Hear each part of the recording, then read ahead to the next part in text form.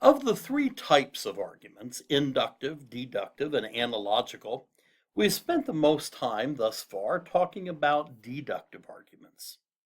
And I suppose that's justified. Deductive arguments are very special. Uh, Deductive arguments are the only kind of argument that can give us certainty. So, for that reason, they hold a special place in philosophy.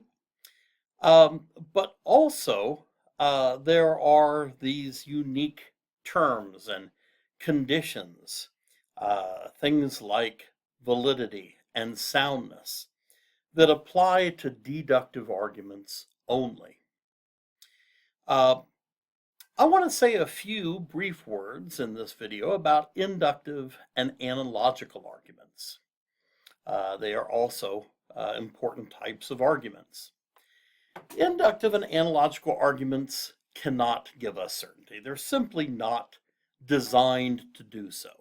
An inductive argument is set up in such a way that if the evidence is good, then the conclusion is probable. It's likely to be true. Similarly, an analogical argument can give us some reason for believing that the conclusion is true. Analogical arguments tend to be the weakest of the three.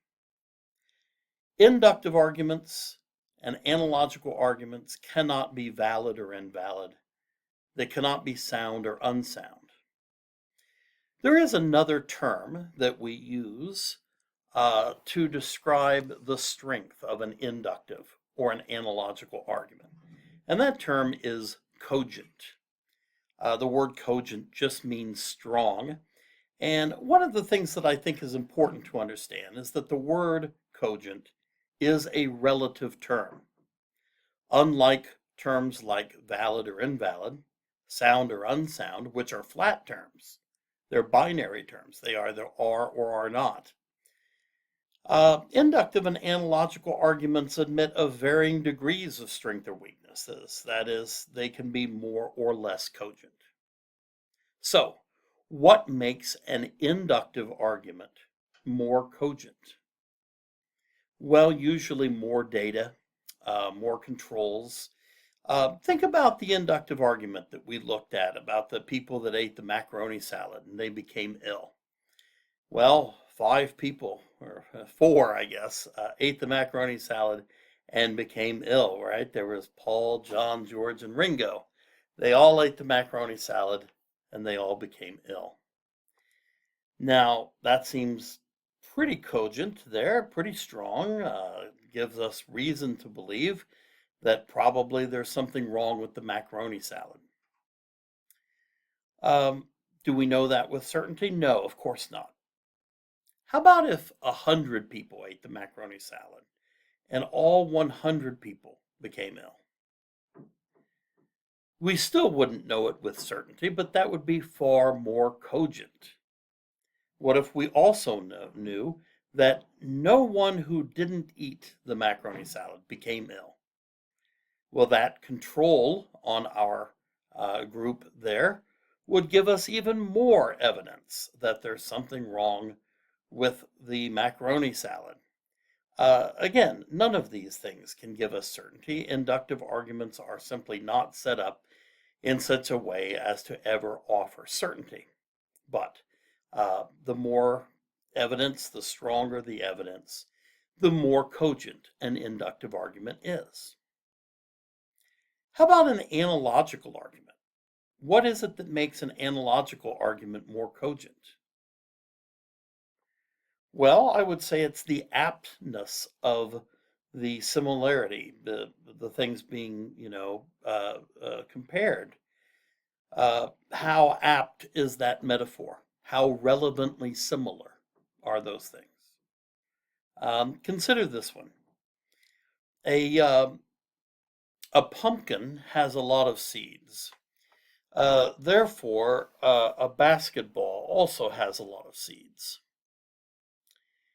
Well, that doesn't strike me as a very cogent argument. I see the similarities in size and shape and color between pumpkins and basketballs, but they're not relevantly similar. One One is a vegetable and the other is not.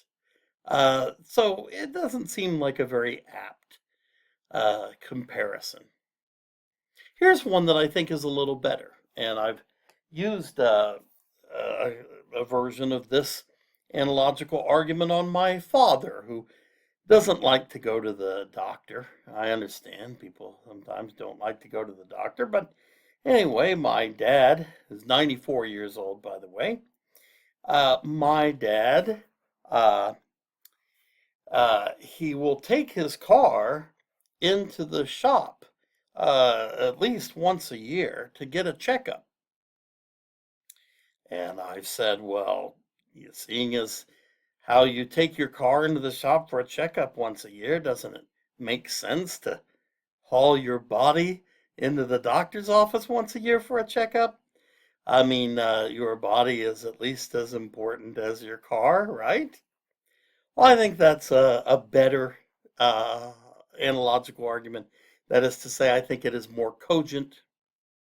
Again, analogical arguments tend to be the weakest of the three, but they can give us some powerful, reason to believe that their conclusion is true. Plato used a lot of analogical arguments. So did Jesus, right?